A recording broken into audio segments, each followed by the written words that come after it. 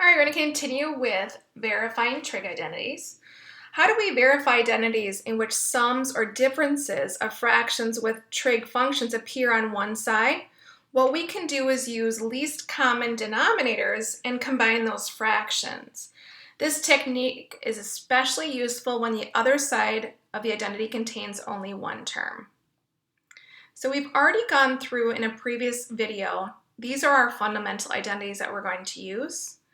And then here are some of the guidelines that we've also talked about. So example 5 is going to be a little bit long, so I'm going to start with the more difficult side, the left side. And I'm going to use up this entire probably slide. So I'm just going to go like this so we can write on both sides.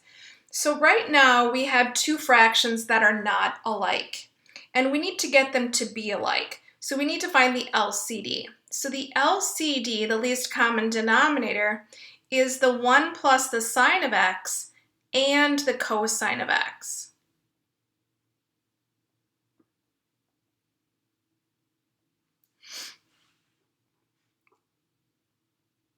So we're going to have to multiply by what we're missing from the LCD.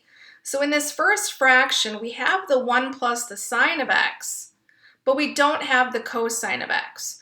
So we're going to increase that first fraction by a cosine of x.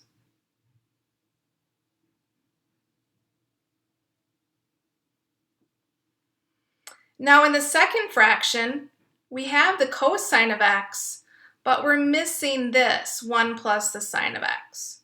So we're going to increase that by a 1 plus the sine of x.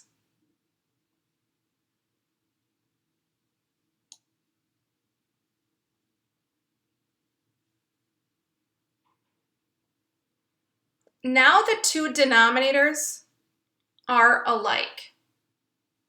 They both have the same denominator. They're both cosine of x times 1 plus the sine of x. So we can combine them now into one fraction. So before I do that, I want to simplify those numerators. So in the numerator, I can multiply cosine of x and cosine of x as cosine squared of x. And I'm going to leave this denominator alone. I'm just going to put the cosine of x first. Then in the second numerator, I can FOIL those first, outside, inside, and last.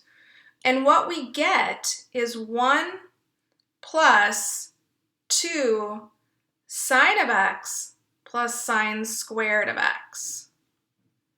And that's all over that same denominator, the LCD.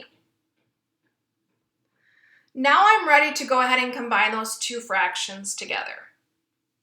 So the two fractions are alike, so we combine the numerator. So here is our numerator. We're going to combine them together into one fraction. So I have the cosine squared of x plus 1 plus 2 sine of x plus sine squared of x, all over that LCD.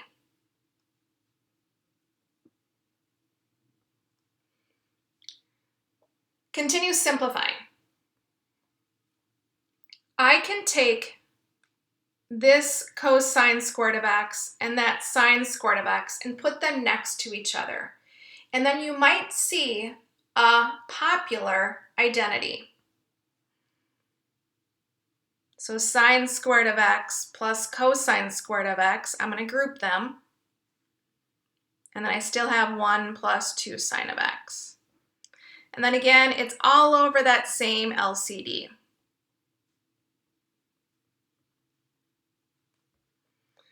Now, we just grouped this sine squared of x and cosine squared of x. If we go up into our identities, this is the Pythagorean identity. So I can replace that parentheses with 1. So this yellow parentheses can be replaced with 1. Well, I've run out of room, so I'm just going to go up here. And that parentheses is a 1. And then we have a 1 more. and then all over our denominator.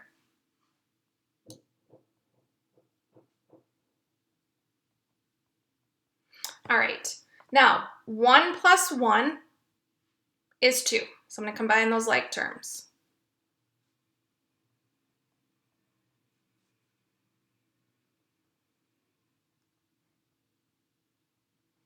Now I'm going to take out the greatest common factor, the GCF of that numerator. So I have a 2 and a 2. So the greatest common factor of those two terms is 2.